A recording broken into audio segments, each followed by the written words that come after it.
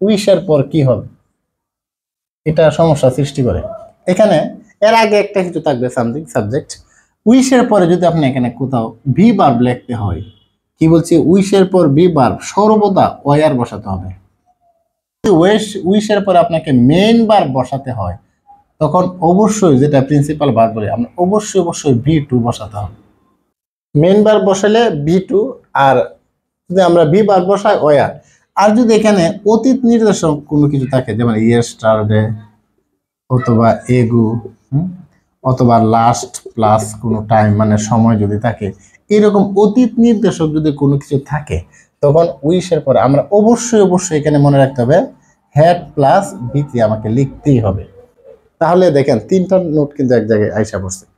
এখানে আমি যদি লিখি I wish, I be verb আছে, বি ভার্ব, চাইল্ড এগেইন, হ্যাঁ চাইল্ড এগেইন।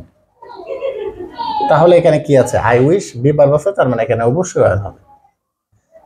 আবার আই উইশ, আই এখানে আছে do the work, I wish I do the work, তখন আপনাকে অবশ্যই এখানে লিখতে হবে আই উইশ আই ডু কেটে ডিড দা ওয়ার্ক লিখতে হবে। আশা করি জিনিসটা বুঝছেন। এরপর কি, যদি এরকম কিছু থাকে, I wish I do the work yesterday, এই যে ইয়েস্টারডে কথাটা থাকায় আপনাকে মাস্ট বি এখানে লিখতে হবে সবকিছু আই উইশ আই হ্যাড, ওই যে had done the work yesterday.